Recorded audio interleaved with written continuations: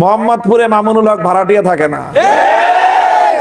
আমার একটা পোলাপানের গায়ের উপরে হাত দেওয়া তো দূরের কথা, এদের দিকে যদি কেউ চোখ বড় করে তাকানোর চেষ্টা করে সেই চোখ আমরা উপরে ফেলবো।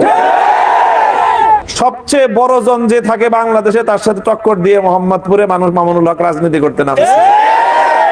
চুনোপুটি কারোর সাথে মামুনুল হকের টক্কর লাগে নাই। টক্কর লাগছে তো লাগছে বাংলাদেশে নাম্বার 1 পার্সনের সাথে।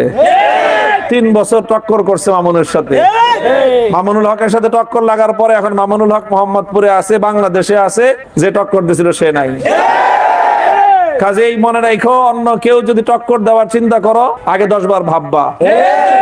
হুমকি ধমকির দিন শেষ, পেশি শক্তি আর মাস্তানি করার দিন শেষ। এখানে কোনো মাস্তানির জায়গা মোহাম্মদপুর থাকবে না। কারো যদি মাস্তানি করতে মনে চায় অন্য কোনো নিরাপদ এলাকা পয়সা নিতে পারবে। মোহাম্মদপুর মাস্তানি শূন্য, চাঁদাবাজি শূন্য এবং মাদক শূন্য মোহাম্মদপুর হবে। নারায়ে তাকবীর, নারায়ে তাকবীর।